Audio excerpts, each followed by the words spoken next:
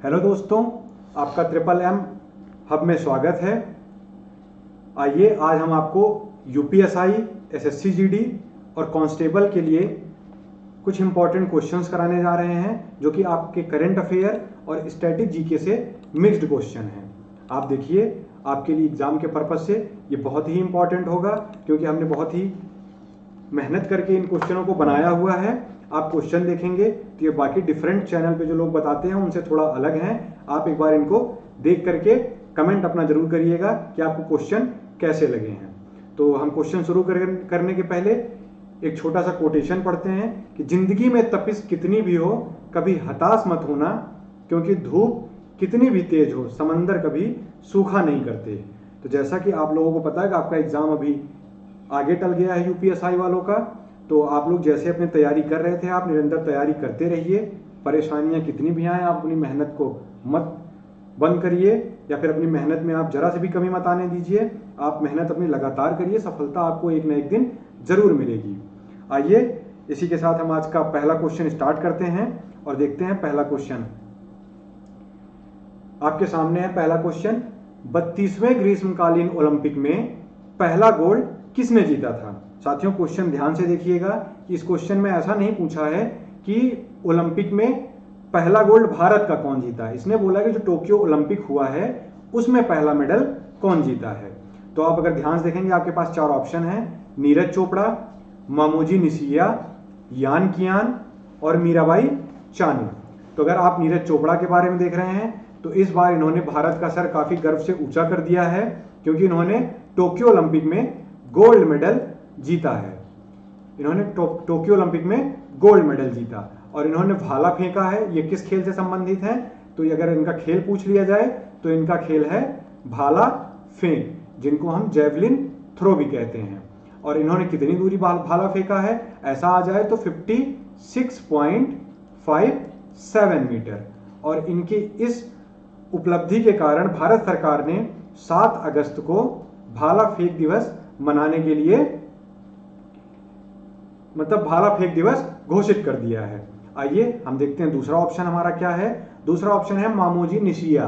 तो साथियों अगर मामोजी निशिया के बारे में हम बात करें तो ये ऑस्ट्रेलिया की रहने वाली हैं, ऑस्ट्रेलिया की रहने वाली हैं और ये सबसे युवा हैं टोक्यो ओलंपिक में।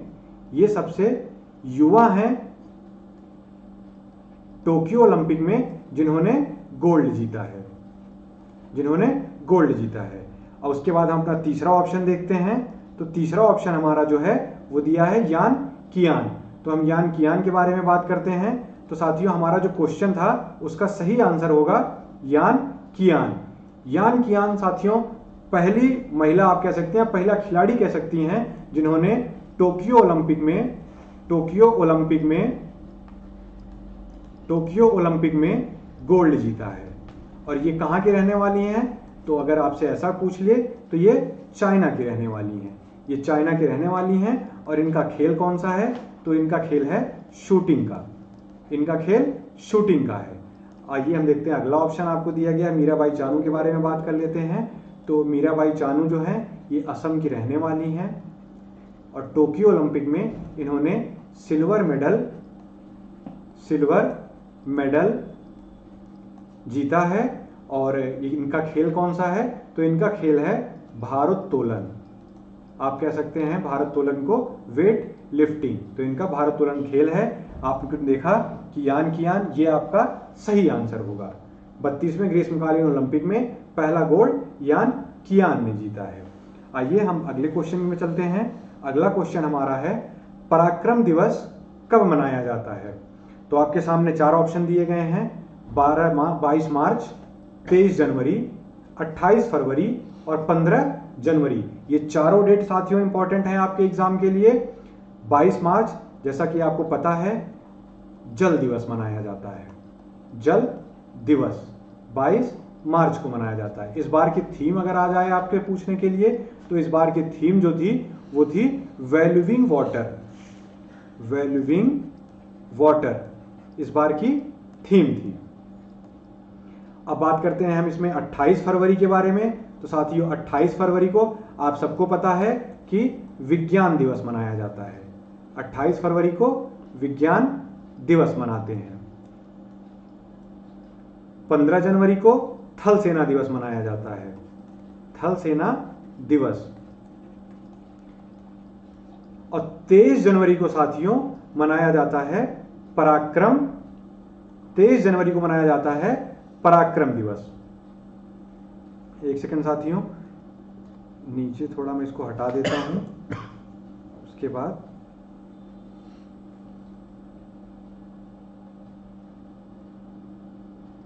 हाँ देखिए, हम देखते हैं 23 जनवरी को मनाया जाता है पराक्रम,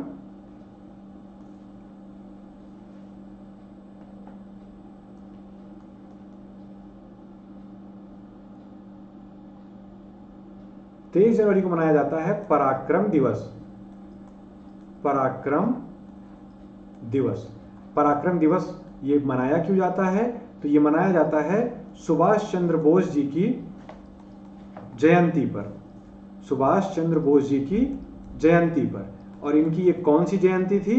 तो इनकी इस बार की जो जयंती थी वो 125वीं जयंती, 125वीं जयंती पे इनकी यह स्टार्ट किया गया है। तो 22 मार्च जल दिवस, 23 जनवरी पराक्रम दिवस, 28 फरवरी साइंस डे और 15 जनवरी को थल सेना दिवस मनाया जाता है।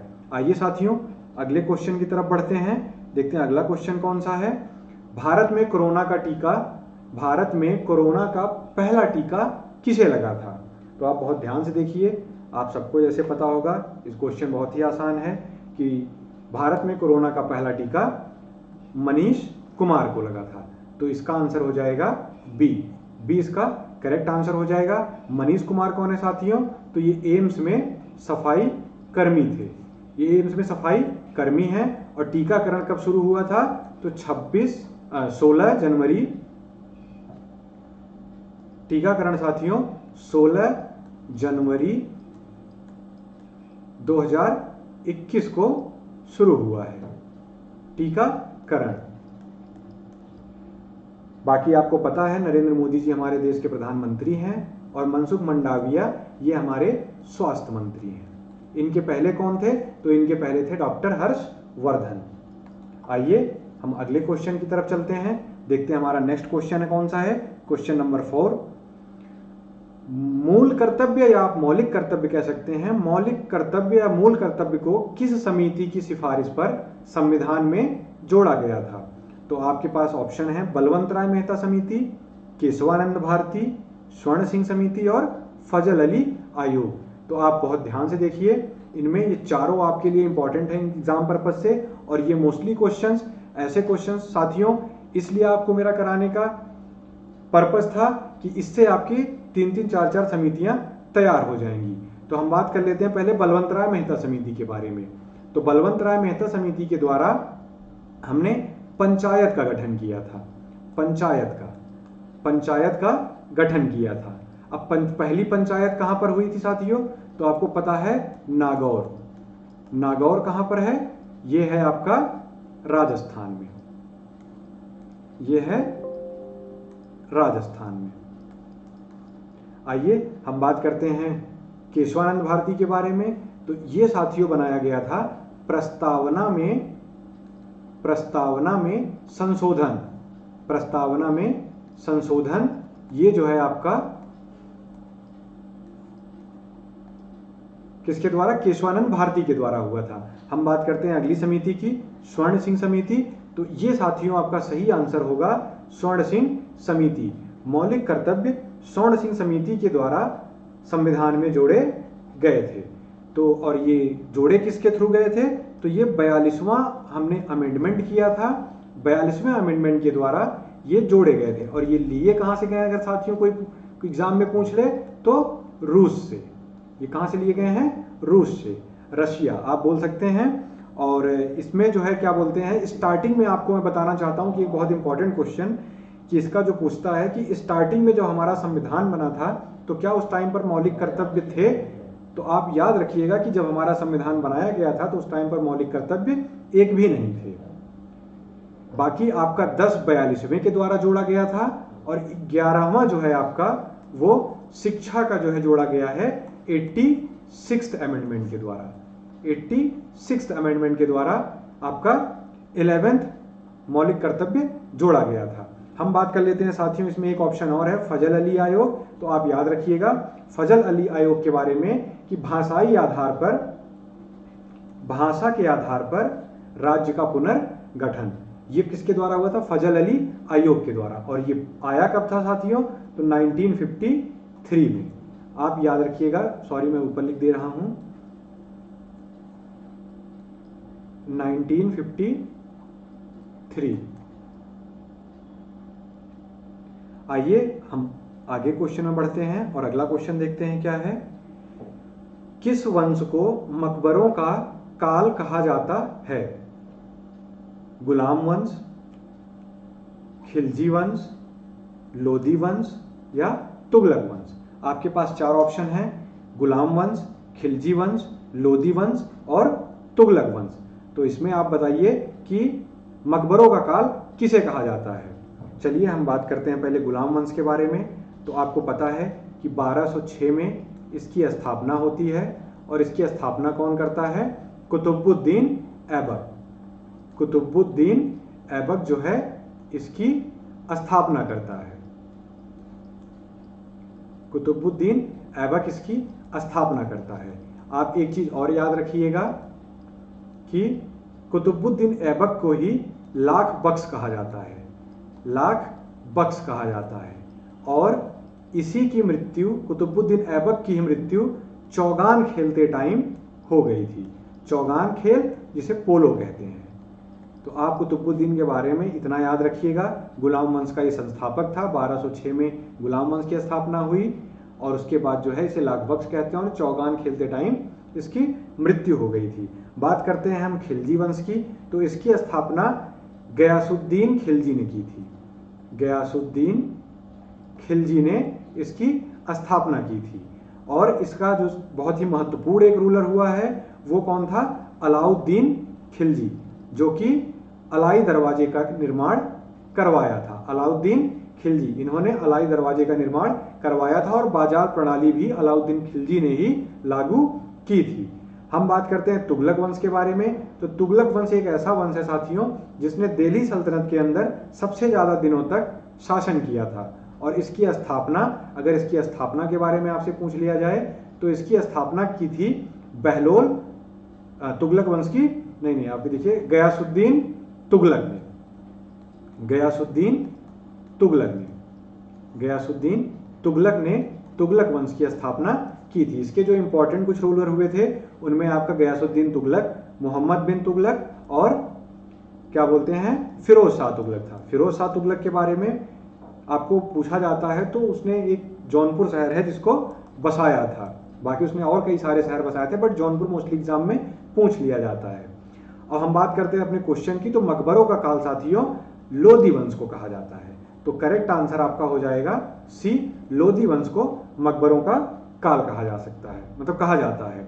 आइए हम आगे वाले क्वेश्चन में चलते हैं। अगला क्वेश्चन हमारा क्या है? क्वेश्चन 6, सत्यशोधक समाज की स्थापना किसने की थी? क्वेश्चन बहुत इंपॉर्टेंट है साथियों, और क्वेश्चन से ज्यादा इसके जो आपको ऑप्शंस दिए गए हैं वो बहुत इंपॉर्टेंट हैं कि इसके जो ऑप्शंस हैं ये बहुत ही महत्वपूर्ण हैं। जितने भी व्यक्तियों के नाम दिए गए हैं जैसे विनोबा भावे, राजा राम मोहन राय, दयानंद सरस्वती और ज्योतिबा फूले जी। तो विनोबा भावे के बारे में अगर हम बात कर लें तो विनोबा भावे जी ने भूदान आंदोलन चलाया था। भूदान आंदोलन, भूदान आंदोलन चलाया था विनोबा भावे जी ने। राजा राम मोहन राय जी के बारे में बात करें तो इन्होंने ब्रह्म समाज की स्थापना की थी और सती प्रथा को भी खत्म करने में इनका बहुत बड़ा योगदान रहा है। दयानंद सरस्वती के बारे में हम बात करें तो दयानंद सरस्वती ने आर्य समाज की स्थापना की थी। आर्य समाज की स्थापना दयानंद सरस्वती ने की थी। अब हम देखते हैं कि ज्योतिबा फूले, साथियों ये आपका करेक्ट आंसर होगा कि ज्योतिबा फूले जी ने सत्यशोधक समाज की स्थापना की थी। सत्यशोधक समाज, और इनकी एक महत्वपूर्ण पुस्तक है, आप इसको याद रखिएगा, गुलाम गिरी। गुलाम गिरी इनकी एक बहुत ही महत्वपूर्ण पुस्तक है और सत्य शोधक समाज की स्थापना अगर आपसे पूछ लिया जाए कि कहाँ पर इन्होंने किया था, तो ये आप याद रखिएगा, महाराष्ट्र में। महाराष्ट्र में इन्होंने सत्य शोधक समाज की स्थापना की थी। आइए हम आगे बढ़ते हैं और देखते हैं अगला क्वेश्चन। किस संशोधन के बाद मिजोरम को राज्य का दर्जा दिया गया? साथियों, ये बहुत ही इंपॉर्टेंट क्वेश्चन है। आपके पास 4 ऑप्शन हैं, 52वां, 55वां, 53 और 56। तो अगर आप बहुत ध्यान से देखेंगे तो ये सारे आसपास के ही ऑप्शन हैं और ये आपको कंफ्यूज करते हैं एग्जाम में। आपको आता हुआ क्वेश्चन भी गलत हो जाता है सिर्फ कंफ्यूजन की वजह से। तो आइए इसको हम आज क्लियर करते हैं कि मिजोरम किस संशोधन के द्वारा राज्य का दर्जा उसको दिया गया था। तो सबसे पहले हम बात करते हैं 52वां संविधान संशोधन जो हमारा था, ये हमारा है दल बदल से। ये किससे है? हमारा दल बदल से। और ये कौन से सन में हुआ था? 1985 में। 1985 में दल बदल संशोधन हुआ था और इसको हमने 10वीं अनुसूची में रखा है। 10वीं अनुसूची में। अब अनुसूची के बारे में अगर मैं आपको बताना चाहूं तो अनुसूचियां पहले संविधान बना था तो 8 थी और अभी 12 हो गई। 4 अनुसूचियों को हमने अमेंडमेंट करके जोड़ा था, जिसपे 10वीं अनुसूची हमारी दल बदल की थी, जिसको हमने 52वें अमेंडमेंट के द्वारा जोड़ा था। अब हम बात करते हैं 53 अमेंडमेंट। तो साथियों, अगर आप ध्यान से देखेंगे तो 53 अमेंडमेंट आपका जो हुआ था, इसके द्वारा आपका मिजोरम की स्थापना की गई थी। 53 अमेंडमेंट के द्वारा मिजोरम की स्थापना की गई थी। तो आपका सही आंसर क्या हो जाएगा? 53 अमेंडमेंट। अब हम देखते हैं 55 अमेंडमेंट। तो साथियों, जो 55 अमेंडमेंट है, इसके द्वारा अरुणाचल प्रदेश की स्थापना की गई थी। एक सेकंड साथियों, 55 अमेंडमेंट के द्वारा आपका, हाँ ठीक है, अरुणाचल प्रदेश की स्थापना की गई थी। और जो आपका 56 दिया है, 56 के द्वारा आपका गोवा को दमन और द्वीप से अलग करके एक राज्य बनाने की बात कही गई। किसमें? 56 अमेंडमेंट में। तो आपने जैसा देखा कि 52वां अमेंडमेंट दल बदल, 10वीं अनुसूची जोड़ी गई। 55 अमेंडमेंट के द्वारा हमने अरुणाचल प्रदेश को जोड़ा है। 53 अमेंडमेंट के द्वारा हमने मिजोरम को, और 56 अमेंडमेंट के द्वारा गोवा को। तो अगर आपको एक सीक्वेंस याद करना हो, 53, 55 और 56, बीच में आप याद रखिएगा कि 44 अमेंडमेंट यहां नहीं है। तो आप इसको मैं ऊपर लिख देता हूं, 53,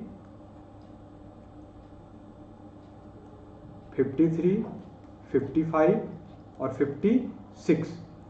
अब अगर इसको आप देखिएगा तो आप 55 को M कह सकते हैं, 55 को A कह सकते हैं और 56 को G कह सकते हैं। तो MAG अगर आप चाहो तो शॉर्ट फॉर्म से यहां से आप इसको याद रख सकते हो। आइए हम अगले क्वेश्चन के बारे में बढ़ते हैं। क्वेश्चन नंबर 8 है, फीफा का मुख्यालय कहां है? आपको ऑप्शन है द हेग, ग्लासगो, ज्यूरिक और दुबई। तो आप अगर देख सकते हैं, हमारा जो द हेग है, द हेग में हमारा अंतरराष्ट्रीय मुख्यालय है। अंतरराष्ट्रीय मुख्यालय द हेग में है।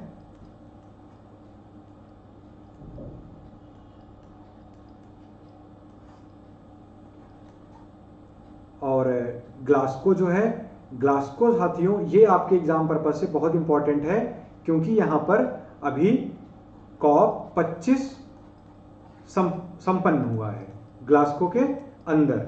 अब आप देख सकते हैं ज्यूरिक, आपका एक ऑप्शन है ज्यूरिक। तो ज्यूरिक में साथियों फीफा का मुख्यालय कहां है? ज्यूरिक के अंदर। और ज्यूरिक कहां है? तो आप ज्यूरिक जो है स्विट्जरलैंड में है। स्विट्जरलैंड में ज्यूरिक है और यहां पर फीफा का मुख्यालय है। और अगर आपसे पूछ लिया जाए दुबई किसके लिए है, तो दुबई में आईसीसी का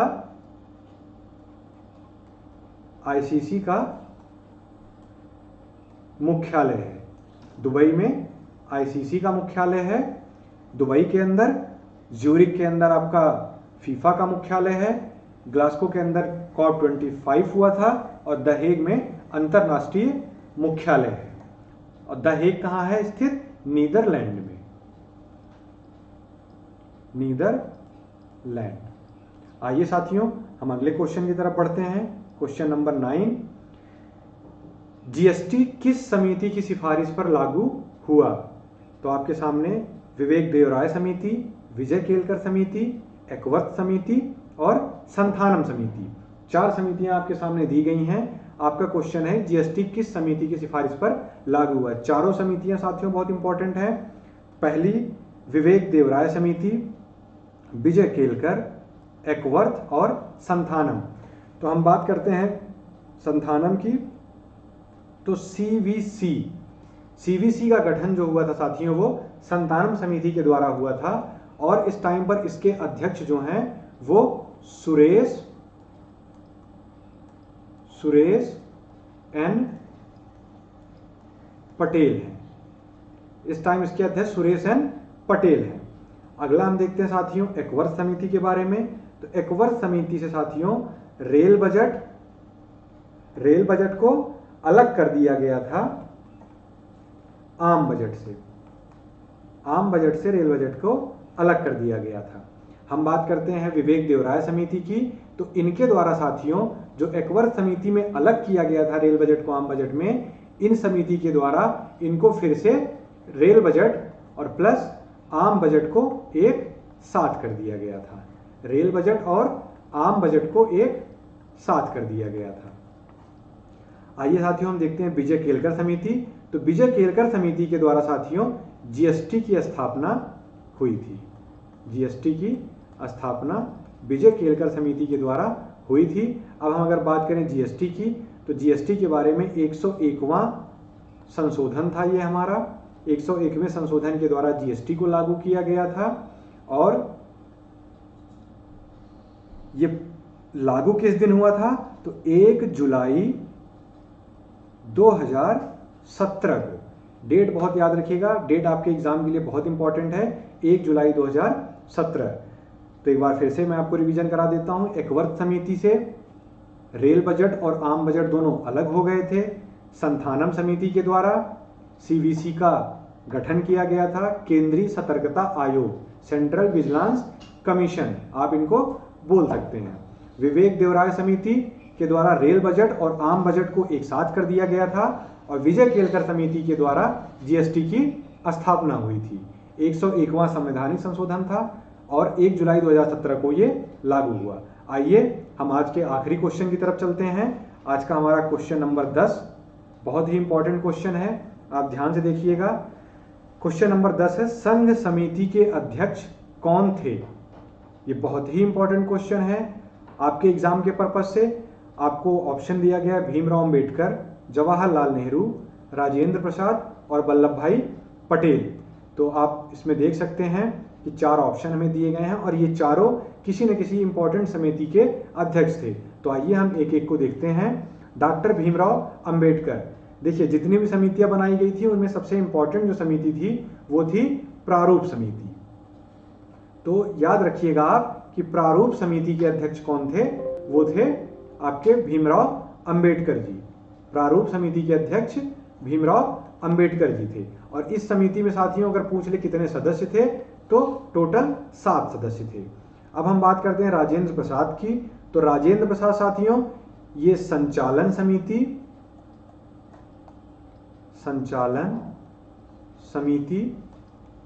और झंडा समिति के अध्यक्ष थे। हम बात करते हैं साथियों अगला वल्लभ भाई पटेल जी के बारे में। तो साथियों ये प्रांतीय समिति के अध्यक्ष थे। प्रांतीय समिति के अध्यक्ष थे। अब हमारा जो क्वेश्चन है साथियों संघ समिति के अध्यक्ष, तो आप याद रखिएगा संघ समिति के अध्यक्ष हमारा ऑप्शन हो जाएगा ऑप्शन बी। ऑप्शन बी हमारा सही आंसर हो जाएगा, जवाहरलाल नेहरू जी। ये जो है संघ समिति के अध्यक्ष थे। तो ये रहे साथियों आपके 10 क्वेश्चन। कैसे लगे आपको ये आप हमें कमेंट करके बताइएगा। साथियों आपके लिए हमने जितनी भी हमारी तरफ से हो सकी हमने अच्छे क्वेश्चन लाए हैं और अपने तरीके से अच्छा आपको करने की कोशिश किए हैं। हम आपके आगे एग्जाम के लिए भी तैयारी कराते रहेंगे। अब हम इस चैनल को कंटिन्यू आगे लेके चलेंगे। अब इस पे आपकी कंटिन्यू मैथ्स की भी क्लासेज होंगी जो मनीष सर पढ़ाएंगे। मैं आपको करंट अफेयर और स्टैटिक जीके कराऊंगा। आपके मोस्टली हम कोशिश करेंगे कि एग्जाम पर्पज से जितने भी इंपॉर्टेंट क्वेश्चंस होंगे वो हम कवर कर देंगे। तो चलिए हम आपसे फिर मिलते हैं अगली क्लास में। तब तक के लिए नमस्कार, सत श्री अकाल, जय श्री राम, हर हर महादेव। कल मिलते हैं।